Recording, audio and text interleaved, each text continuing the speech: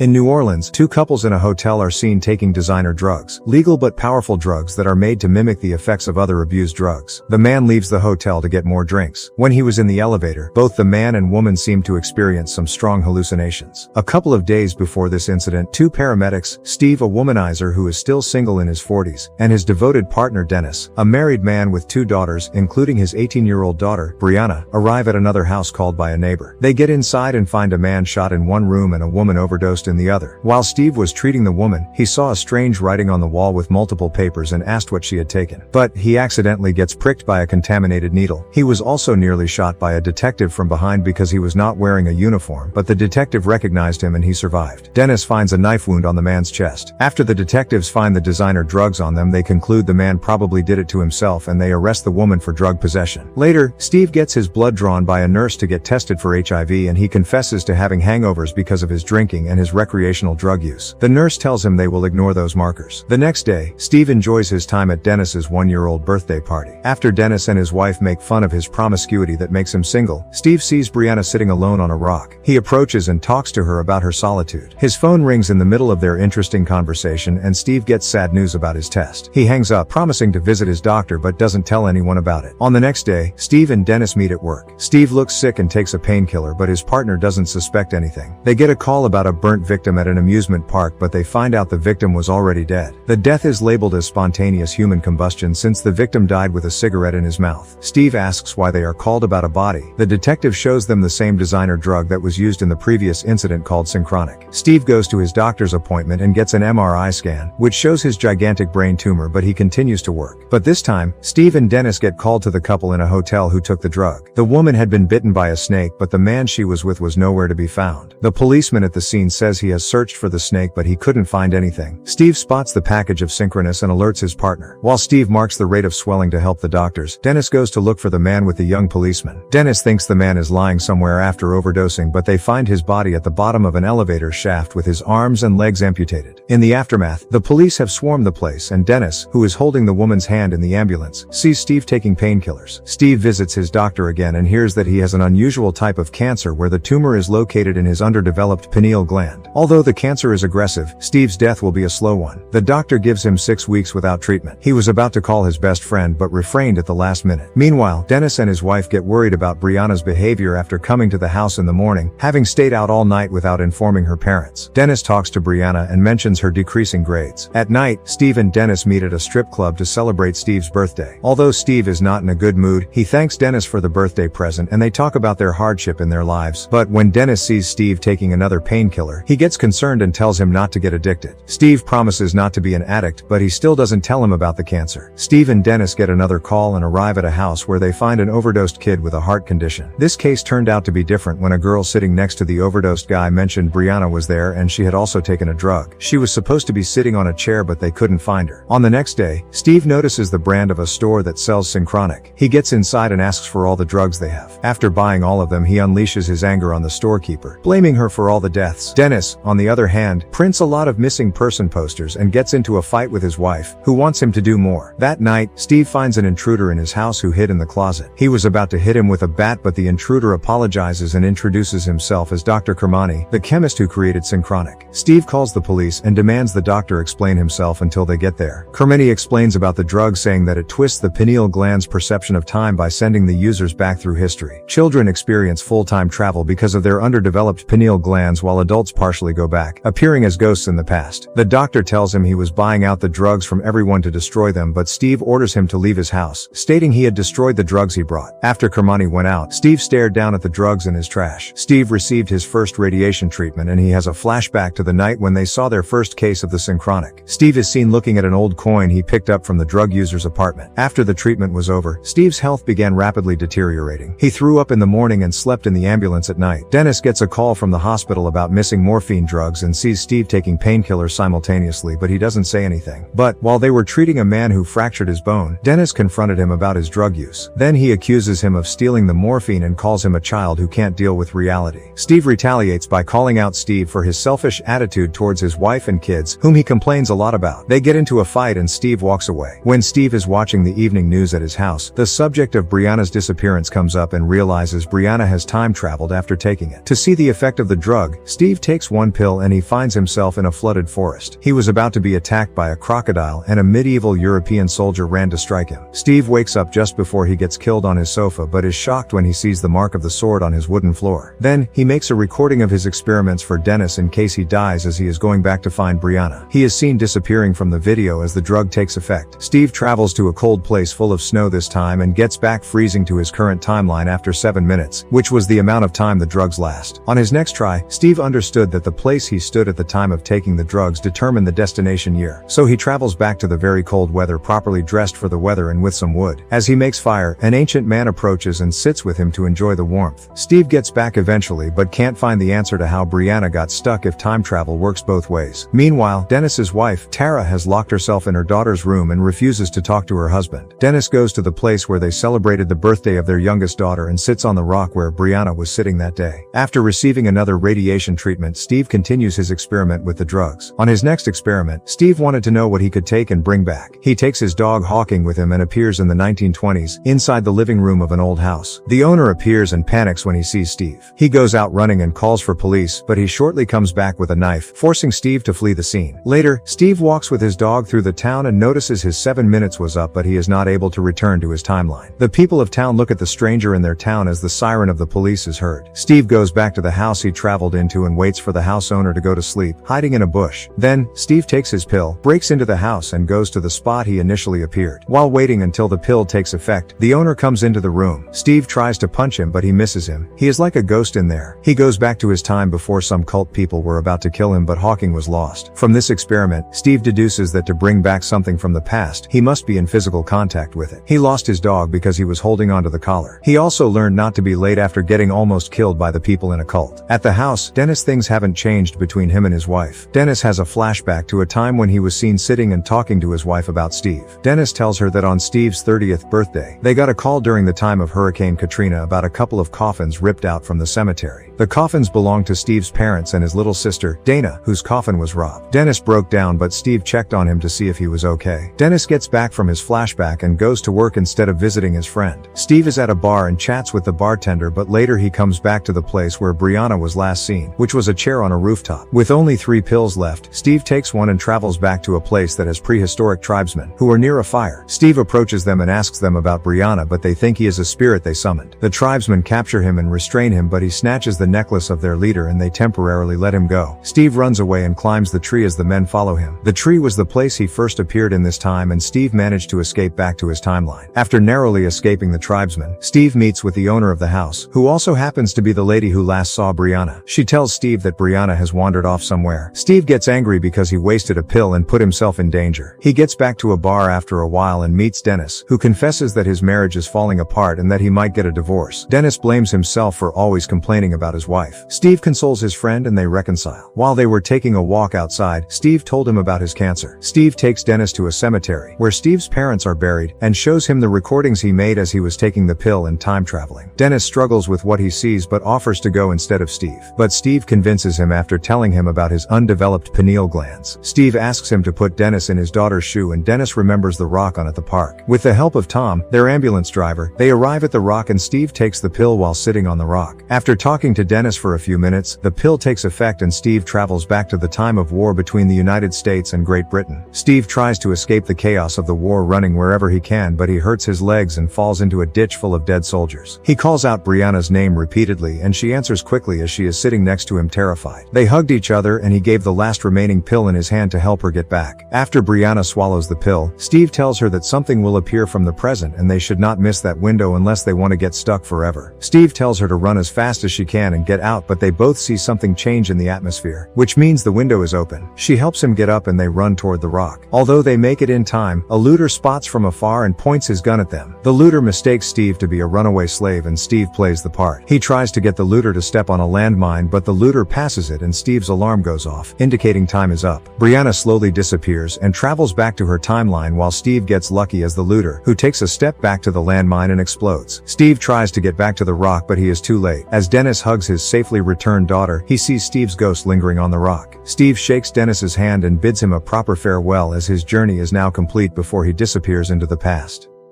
With that, the movie ends. Don't forget to subscribe to our channel. Thanks for watching. See you next time.